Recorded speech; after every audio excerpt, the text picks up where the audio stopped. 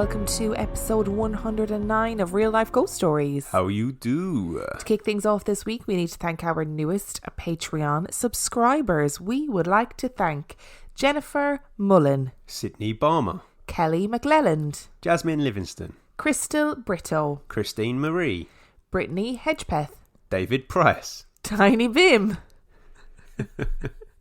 Jaden Foster, Melissa Sperry, Kirsten Norris, and Jennifer Youngberg. Thank you so much for being our Patreon subscribers. We appreciate you every damn day. We sure do.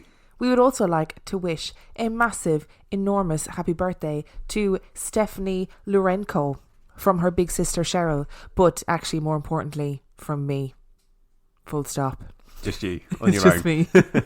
Happy birthday. We hope you have an amazing birthday. And our film review this week. Our film review is The Exorcist. The Exorcist was released in 1973. It has 8 out of 10 on IMDb and 83% on Rotten Tomatoes. Would you like a synopsis? Yes, please. An actress notices dangerous changes in the behaviour and physical makeup of her 12-year-old daughter. Meanwhile, a young priest begins to doubt his faith while dealing with his mother's sickness. What were your thoughts on this film? That synopsis is terrible though, isn't it? It is really bad. That is one of the worst synopses we've had in a very, very long time. Maybe they just think with films of this level, they don't need a synopsis. Maybe they do. Maybe they're like, oh, fucking can't be arsed writing a proper synopsis for this. Everyone knows it's fine. Yeah. I'm surprised the synopsis isn't just, you know, the drill, head spinning, etc. So what were your thoughts on this film? This film, for some reason, and I was trying to pin the reason why when we were watching it, still freaks me out. It's still very scary. Even though, and I have to say, like, special effects wise and everything, it's questionable in the modern era in terms of what we see in modern horror. And I don't think it's fair to compare it to modern horror because they used what they had at the time. And at the time it was, I'd imagine in 1973 it was fucking terrifying. But it's still really scary. Well, yeah, it just creeps me out. I don't know if it was because there was such a cloud around it when I was growing up that it was like, oh, you can't watch this. It's an evil movie, blah, blah, blah. And it's just kind of stuck with me. It just gives me the creeps. Like, and, you know, I watched it for maybe the 5th or 6th time last night. You know, I was laughing at points because I think it's really funny when Regan swears at the people. Like, that does actually make me laugh these days. But it still gives me the creeps. Like, I still didn't want to watch it at a certain time of night, did I? No, Dan refused to allow us to watch it at night time. We had to watch it during the day because he was like, no, I'll be too scared going to bed, which is fair enough because I feel like I'd forgotten how terrifying this film actually is. How old were you when you first watched it? Do you remember when you first saw it? I was in my early 20s, late teens. Definitely wasn't able to watch it when I was younger. So I avoided horror movies really until I was like 15, 16 and then university really properly, just because of the background that I grew up in. It was a bit of a no-no to watch them. So I didn't really see anything super scary until I was old enough to handle it, but I'm still freaked out. In particular, this film, The Exorcist, which is all about a girl being possessed by a demon, and it's putting the whole good and evil thing to the forefront. There were so many people that commented when I posted this that they literally the film was not allowed in their house when they were growing up because their parents were like, absolutely not. That's not coming into this house. That is an evil film. So I get that it was probably a big no-no. I think I was around 12 when I first saw it. And That's quite old for you in scary films, isn't it? Well, yeah, I'm surprised my brothers didn't let me watch it when I was like 4. And I watched it. I think I watched it with my aunt, but I remember being kind of fine with it until Regan crab crawls down the stairs. And I was traumatized and I couldn't watch that scene when we watched it last night. I had to cover my eyes. I knew it was coming and I just couldn't watch her crab crawl down the stairs. It was horrific. It does work really well, and I think it holds up to a point as well. I think it does too. And I think when I was watching it, because I haven't watched it in a long time, and you know, definitely haven't watched it since we started doing the podcast and like thinking about films. And I mean, The Exorcist set the scene for possession films. Every possession film that we've seen since then has elements of The Exorcist in it. Even in real exorcisms, I'm doing quote unquote real exorcisms, a lot of the like ideas and language behind real exorcisms seems to be like rooted in this film, which is, I mean, that's incredible. What a legacy to leave behind. I think it's also like the basis for modern horror as well, isn't it? If you think what came before it, you've got like Nosferatu, which is like early horror, and then you've got like Hammer and the Universal Monsters stuff, which can be quite scary. But this is sort of groundbreaking in terms of the topic it covers Yeah. and the way that it scares. I'd love to know what the correlation is between ideas about the Ouija board and the Exorcist film, because I wonder if people started to take the Ouija board more seriously after the Exorcist came out, because there's that I mean, we don't know whether her playing the Ouija board is linked, you know, but there is that whole reference to her playing the Ouija board, and they just kind of, her and her mum just accept it and brush it off. But this film, I think, it transcended what had gone before it, because you suddenly have this innocent young girl is the evil being, or she's the vessel for the evil being. They're not a religious family. So there's none of that, you know, Nope. prior priming for a possession. And they're an upper class family in society. Like, mum is a well-to-do actress. Do you know what? One of the things that I didn't probably recognise about this film when I was younger is how realistic the portrayal of her party is. Yes. Because you've got that guy who gets outrageously drunk and is really randomly accusing the butler of being a Nazi and starting fights and stuff and loving his life. We all know that person at a party. They are drunk at the end. There's those few hangers-on who insist on having a really bad sing-along. And I was like, oh yeah, this is pretty accurate, except for the girl then coming downstairs and pissing all over the floor. Although I've seen some parties like that too. Though, isn't it, rather than child? I think for me, the other thing that I'd kind of not realised is how big Karras's redemption arc is in this story, and that actually it's a journey about his faith. It's actually a story about his faith and his ability as a priest, and his relationship with his mother, and his feelings of letting his mum down and all that. There's all that storyline going on that you just don't get when you're younger and you're just watching it as a scary film. You kind of miss that as well. It is brilliant, and it was brilliant at the time. It's so, what's the word I'm looking for? Like, I can't believe they put that in cinema at the time. I can understand why it was banned on TV in Ireland until 1998, I think. Like, that's insane. I mean, you have this teenage girl, and Linda Blair didn't actually do the bits where she's like masturbating with a crucifix and stuff, because they didn't think it was appropriate, which I'm glad, you know, because that's a lot for a girl of an actress of her age to try and do, and how would you even explain that to her? But I mean, that was in a movie in 1973 about exorcism. That's just wild. Groundbreaking. So what score are you going to give The Exorcist? I have to give it a 5 because Full Movie Podcast will assassinate me if I don't. I also have to give it a 5. I think if you showed it to a teenager now who had never seen it, they'd probably laugh the whole way through it. And I think a lot of the reason why we're still frightened of it to this day is because we were frightened of it as kids, you know? But it paved the way for so many horror films. It really did. And if you want like a full breakdown of this movie, I highly recommend you go listen to Full Movie Podcast, because it's Matt's favourite film and he knows everything there is to know about this movie. Which brings us to our story this week. And I'm quite excited about this. Me too. You should be, because I think you'll enjoy this one. I'm not going to give you a run into it. I'm just going to go right ahead. Okay. We couldn't watch The Exorcist without talking about cursed movies. The first horror film ever made was a 2.5-minute short film called The House of the Devil. Since then, horror movies have thrived for decades, birthing many subgenres. Within horror films, we can explore dark facets of the human psyche in a safe space. We're not only faced with the horrors of what human beings are capable of, but also the horrors that exist outside of our control. Horror films allow us to explore what-ifs. How far would I go if I was desperately trying to survive? And what would happen if evil was real? Is evil real? Is there life after death? In 1972, Pope Paul VI delivered a papal address where he lamented the loss of belief in evil within the Catholic faith. But in 1973, a film was released which put evil to the forefront of people's consciousness, and that film was The Exorcist. The Exorcist was probably one of the first films that was branded widely as being cursed. There was a fire on set that destroyed everything except for Regan's room. A Jesuit priest was called in to bless the set. Family members, actors and crew died. There were serious injuries on set. There were major issues with people fainting during showings of the film. And really, we've probably heard all the stories. But the reality is far more logical. Tragic, yes, but logical. Both Linda Blair, who played Reagan, and Ellen Burstyn, who played her mother, suffered serious back injuries on set. Blair suffered a fractured spine and Burstyn suffered from a severely damaged coccyx. Except there's no mystery behind these injuries. They were caused, in short, by a director who was willing to injure his actors in order to get the shot that he wanted. The shots of both actors screaming in pain as they were horribly injured are the shots that made it into the final cut of the movie.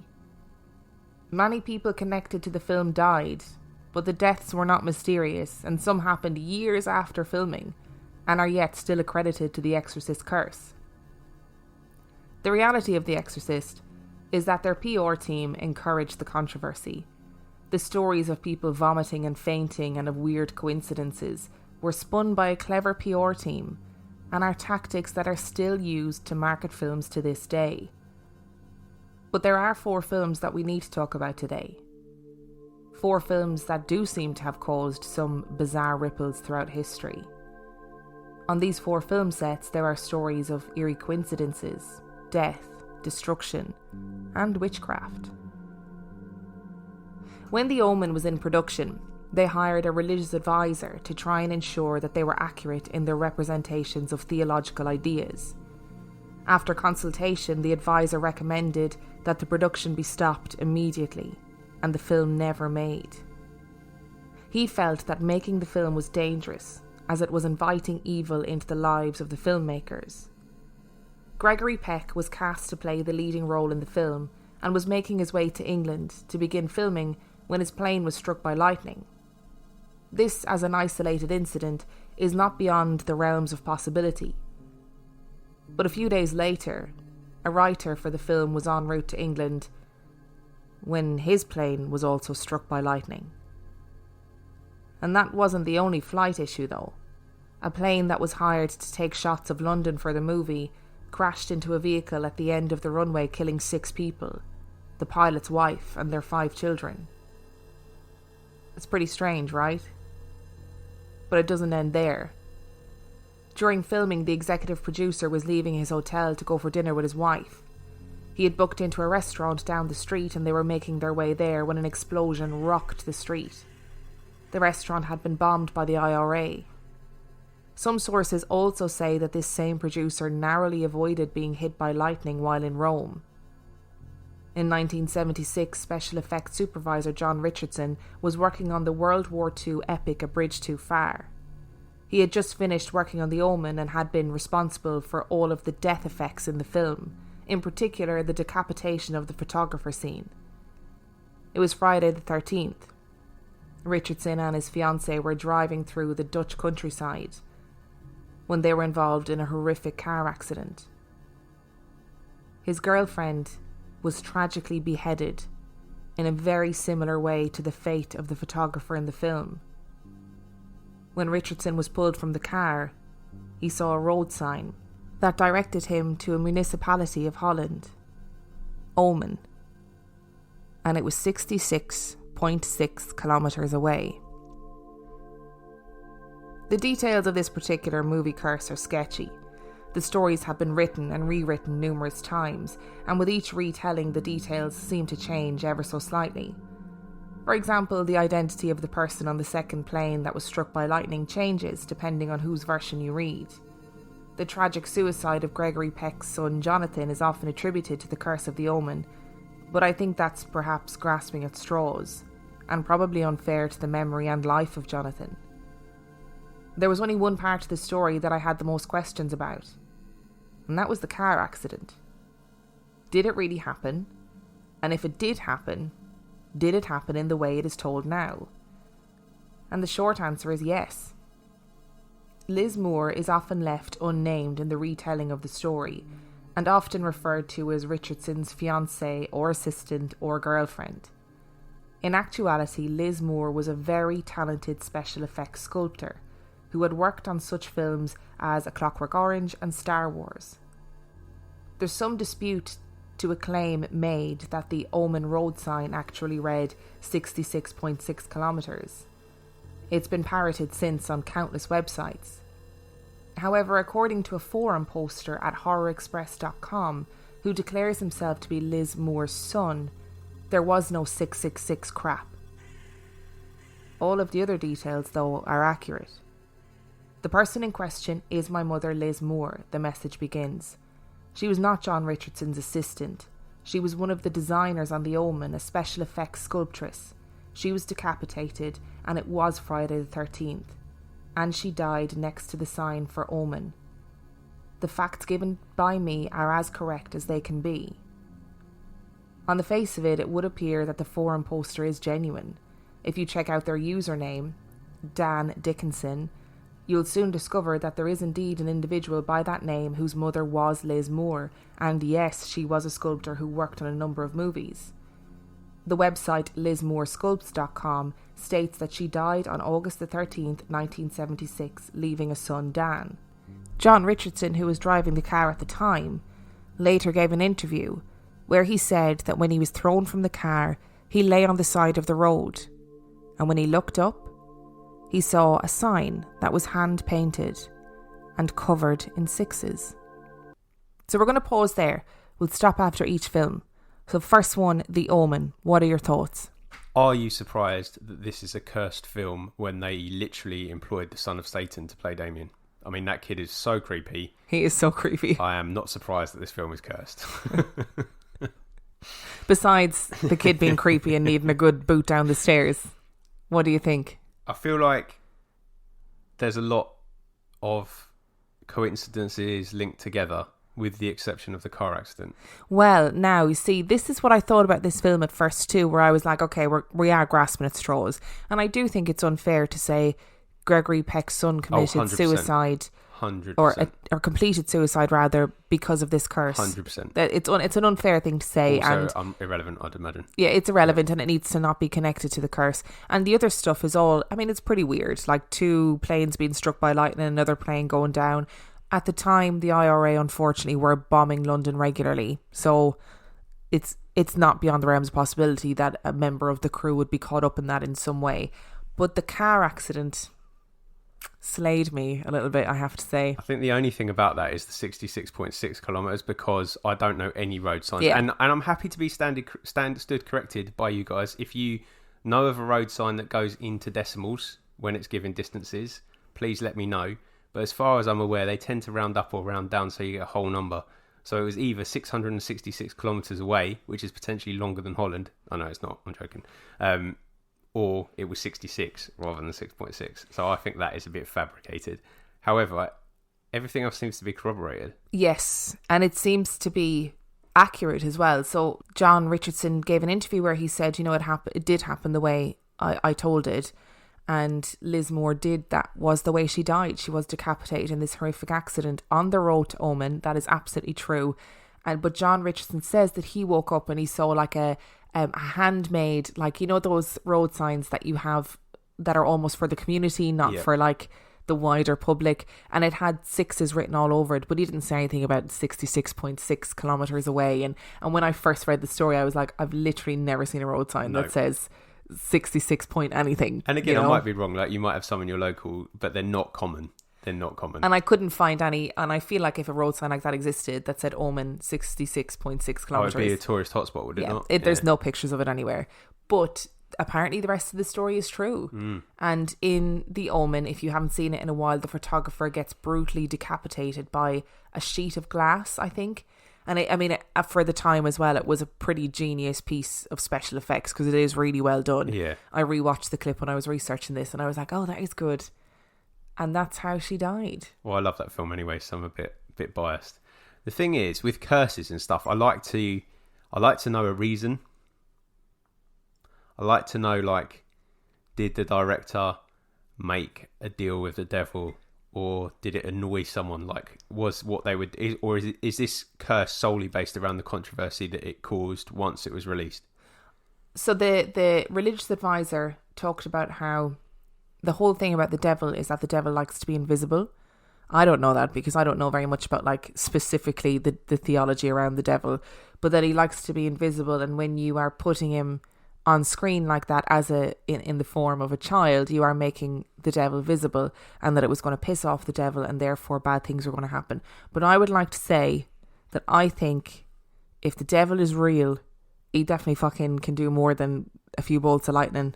I just think if he did want something to happen, it just wouldn't happen. And also, I'm assuming the devil's gender. So, devil, if you're a non-binary person, I apologise. I also take the opposite opinion when we talk about this, and I've said it before, in that I feel that films and stuff like that talking about the devil actually have the intended effect. If the devil was a real thing, which I think he is, then, you know, actually it takes the edge off of it, because there's always going to be a certain amount of people that will watch that film and enjoy it, and therefore the power of the evil is not as powerful. Do you see what I mean? Yeah, I do see what you mean.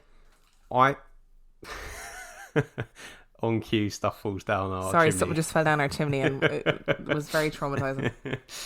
So for The Omen, are we going for cursed or eerie coincidences? I think I'm going to go for cursed.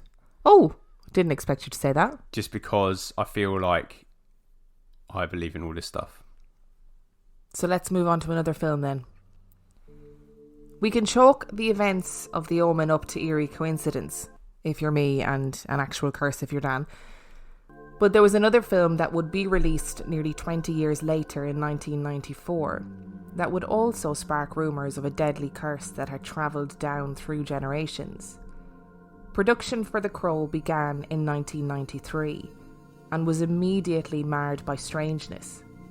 Just before the shooting began, the director received a voicemail from an unknown caller that simply said, "If you make this film, bad things will happen."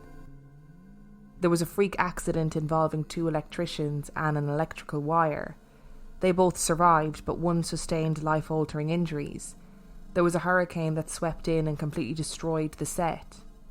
But accidents happen, and freak weather happens, whether you are making a movie or not.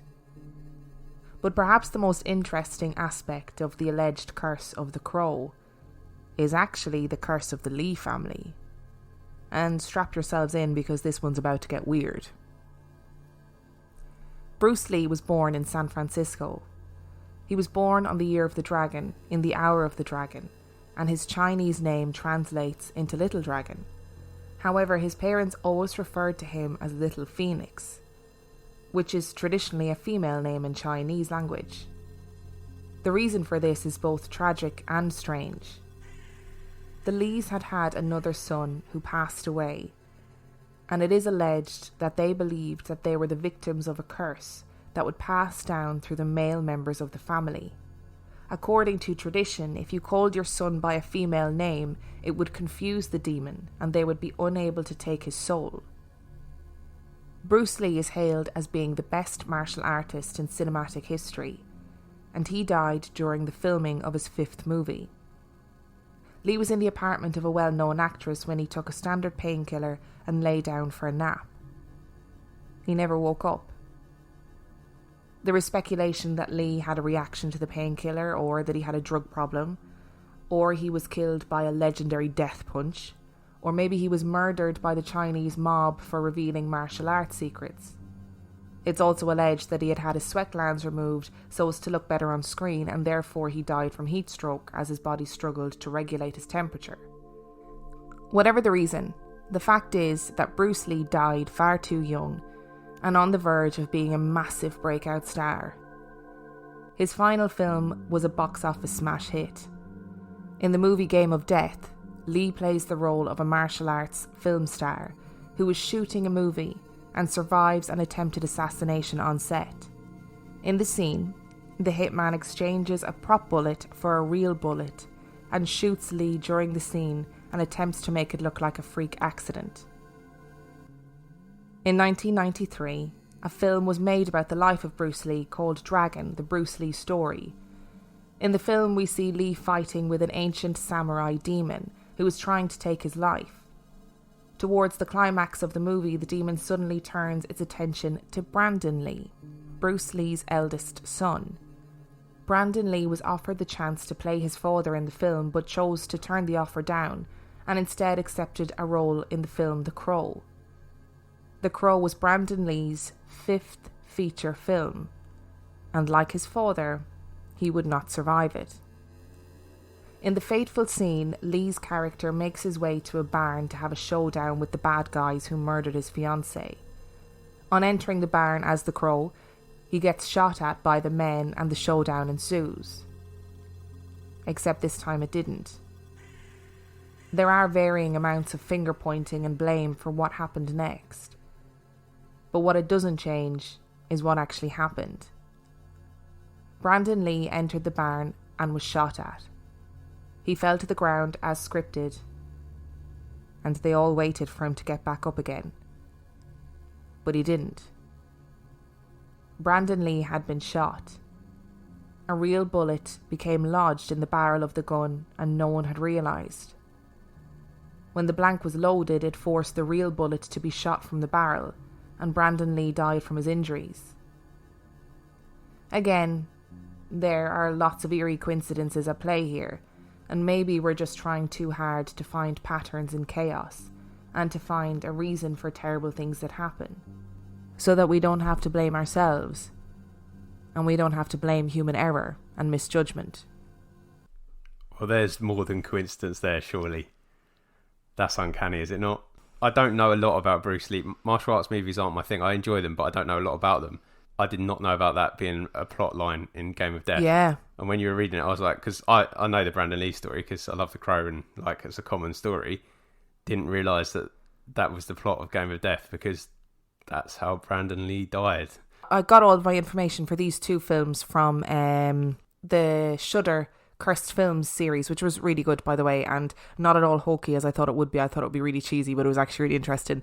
And in it, so Bruce Lee he runs and he goes to jump, and this bad guy, you know what's going to happen as the watcher, this bad guy shoots him and he falls into a crumpled heap, and they're waiting for him to get up, and then he doesn't get up, and they realise he's actually been shot. And then you see the scene in The Crow where he falls. And when the crew talk about that scene in The Crow, because they're interviewed for this, and it's horrific, and they're all seriously traumatized by what happened because they probably all feel like in some way they're to blame. Imagine being the actor that shot the gun. Oh God, I don't think he was ever the same afterwards. No, I don't. Well, unless it was intended, which there's no reason to think it was. No, it seems like they cut a lot of corners, yeah. And they had hired local people to do the prop weapons because it was cheaper than having a specialist in to do it. And it was quite common to use real guns and blank bullets. Yeah. And actually it just got lodged in the barrel. That was it. There was a real bullet lodged and nobody checked thoroughly enough beforehand. It kills me. And it was both of their fifth movie. And in the Bruce Lee biopic film, the family were approached beforehand and they got the go ahead to make the biopic. Not saying that obviously it's 100% true that there was a demon following the family, but you know, the family got the go ahead. And I feel like the mother of Brandon Lee, I think her name was Linda, I think she came out later and had to say there is no curse, like please, there isn't a curse. But they are some pretty creepy coincidences. Linda, I will respect your wishes and I'll go with not a curse on this one, but man, that's some flipping written in the stars kind of eeriness there, isn't it? Very dark. I wonder if Bruce Lee's parents were alive when Brandon died. Because that's... Yeah, I mean, if it's to be believed that they actually thought that the eldest boys in their family were cursed. And there was allegations that... I don't mean allegations, not the right word, but there were rumours that they would dress Bruce Lee up as a girl, as well as calling him a girl's name, because they were genuinely that terrified that this demon was coming to take away their sons. Which, if you believe that as a family, you must live your whole life in terror. And then if your eldest grandson then dies, you must be thinking, oh my, like this is obviously real. It's that confirmation bias thing, isn't it? There's something, if Brandon Lee's death was a hit, which I haven't ever heard any argument saying that it is, but if it was a hit, there's some kind of poetic mafia-esque stylings behind the way he went, right? I mean, there's some serious thought that went into that. That is probably not conducive to assassinating somebody, because I presume if you're assassinating somebody, you've just got to take your chances and, you know, hope for the best and not go for the poetic. I mean, you're working on the basis that obviously nobody did check the guns, but you're working on the basis, if that's an organised hit, you're working on the basis that nobody's going to check the guns. The theory that I found the most amazing is this kind of long-standing theory about Bruce Lee's death in particular, that he was the victim of like a 1-inch punch type scenario, this like secret ninja martial arts move where you punch somebody in the right place and they'll die a couple of weeks later, and that he was taken out by the Chinese mob for spilling secrets, which I really don't think is the case. I mean, you've seen American Ninja 2, you know what those ninjas are capable of. I have seen American Ninja 2. When it comes to climbing boulders, so hey. So I probably should take all that back and apologise. Was there anything in your research about the phone call? No, there wasn't. There wasn't anything about the phone call other than the fact that the director spoke about it, and he said at the beginning of filming he got a voicemail from an anonymous caller, he never found out who it was, that just said, if you make this film, bad things will happen. And that was it. So there wasn't any more digging into it. All the links to all of my research, by the way, are in the description of this episode, and there are loads. If you're a film person, there's link after link after link for different stories about movies, and loads of them are well worth a read as well because they're really fascinating. So last thing then, is it widely held that the issues that The Crow faced in terms of the curse were a legacy of the Lee curse rather than a curse to do specifically with that film? Yes. Interesting. Whether you think these movies were actually cursed, or again, whether you think they're all just eerie coincidences, there were a lot of questions raised when strange things began to happen on the set of The Craft. Because on this set, the cast and crew decided to use actual witchcraft for the sake of authenticity, and the results were alarming. The Craft was released in 1996 and has continued to exist in the realm of what is current and relevant because of its realistic portrayal of witchcraft and also the importance of respecting the craft. The film starred Robin Tunney, Fairuza Balk, Neve Campbell and Rachel True as 4 high school girls who form a coven, cast spells, perform rituals and learn the power of the craft. While filming the movie, the director hired Pat Devon, who was an elder priestess and coven member, to ensure that the depiction of the rituals in the film were as accurate as possible. Devon created chants for the film and allegedly cast a spell to get the film to number 1 in the box office. Fairuza Balk, who played the character of Nancy, was also practicing Wicca at the time, so lent her expertise to the authentic portrayal of witchcraft. Probably the most bizarre events occurred during a scene where the 4 girls perform a ritual calling on the corners, which was filmed on a beach. The crew had a park ranger on board for consultation for accurate tide times, as they were required to film on location at night time. Director Andrew Fleming later told The Guardian, "We had a crane out there, because it had these overhead shots, and in order to shoot that fire they built in the film, you have to run a gas line, and then it looks like the wood is burning, but it's actually like barbecue gas and jets underneath the sand. So we spotted that weeks and months in advance, with a park ranger who told us where the high tide stops. We picked a spot further away so we would be safe, and we were shooting at, I think, a medium tide. Fairuza Balk was a practicing Wiccan, and she said, 'You really shouldn't be doing this here.' It was something kind of foreboding. And I said, 'Well, we have to forge ahead, we're making a movie.' Whenever they started calling the corners, it seemed to me that the waves started coming up and crashing louder. And finally, this one point, we had the camera set up overhead, and it was spinning around. This huge wave came and wiped out the whole set, and the park ranger said, 'I don't understand, this is a low to medium tide.' So we had to stop. And you can see in the movie in one of the shots where the camera's overhead spinning around, and the waves come up and put out the fire. But the waves weren't the only thing that went awry. In the movie, the scene comes to its climax when Nancy is screaming and a lightning bolt strikes her. The girls were chanting, building up to the climax, and at the exact moment when Nancy screamed, all of the power went out on set. The set also had to be abandoned when it was literally overrun with a huge flock of crows that descended upon it. The cast and crew also reported that a single white owl was spotted numerous times on set. It would perch and watch the proceedings and seemed to move with them from location to location. I didn't know any of that stuff. No, me neither. I mean... That came from my good pal Brent Swanser, by the way. How's he doing these days? He's alright, in case you're listening, Brent. I am not surprised. Nor was I. I wasn't surprised by that at all. I can't believe they had...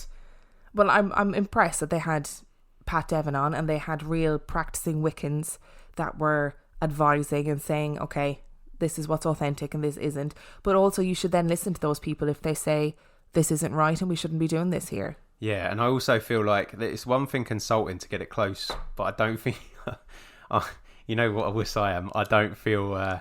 doing the actual rituals is probably a good move. And the whole point of that ritual, if I remember correctly from the film, is all about like the power of nature and calling on the power of nature to give the girls power in turn. And they go to do it on the beach because it's like the water, earth, they bring the fire, you know, the wind, all that elements stuff going on. And I was like, why then when the waves washed out the set, I think I'd be like, okay, that's enough for now. We're going to have to rethink this. Yeah, just get one of them to like bring a jar of sand to their bedroom or something like that. I have to say, like, it's not a cursed film, and it doesn't remotely come under the list of cursed films. If you kind of look up cursed films, this one is not it. But I found this story and I was like, oh, I didn't know that. And the white owl, apparently it used to literally follow them from set to set or from location to location. Touching the veil.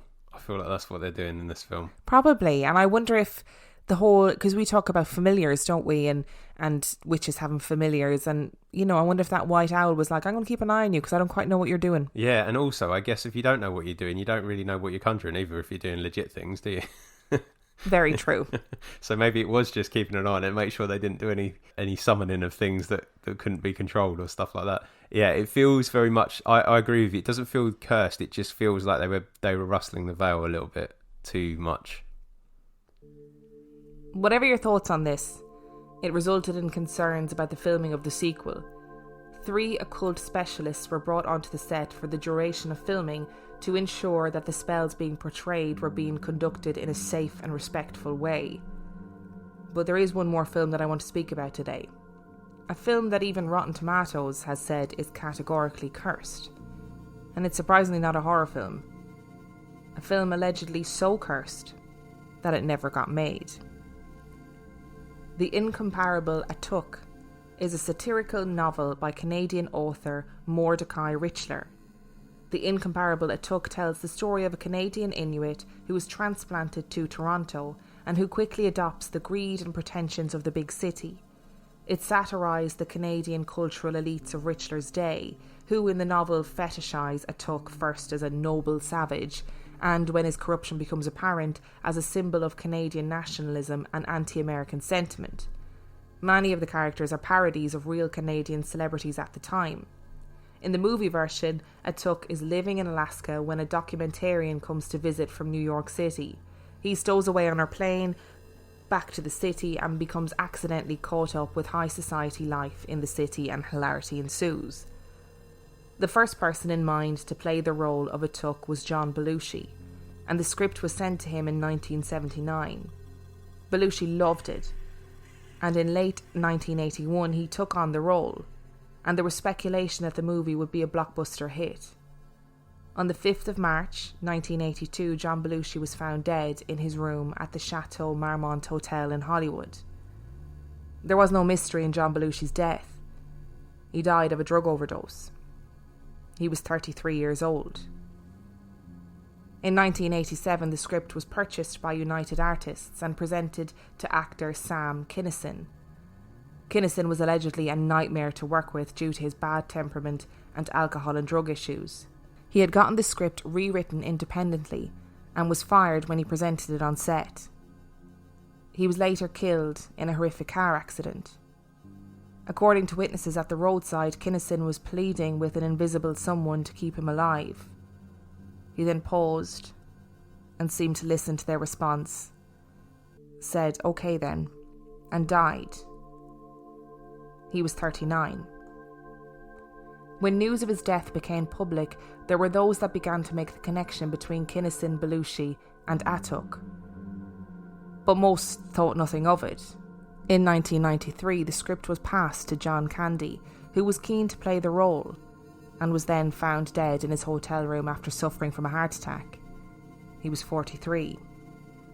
The script was given to him by a man named Michael O'Donoghue, O'Donoghue had given the script to Belushi and Kinison and Candy, and prior to giving it to Candy, he made alterations to it.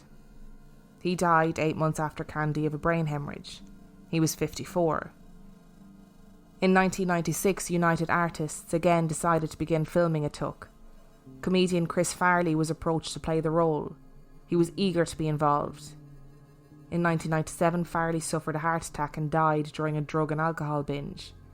He was a lifelong Belushi fan and also died at 33.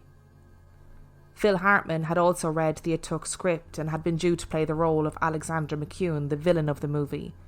In 1998, Hartman was murdered by his wife, who subsequently turned the gun on herself. If legend is to be believed, United Artists quietly had the script seized and secured it, so that it would never see the light of day again. Now let's be real here. All of the deaths allegedly connected to the Atuk script are completely explainable. Drugs, alcohol, addiction, murder, they aren't exactly paranormal. And excessive drug use was definitely not unusual in the wild world of Hollywood.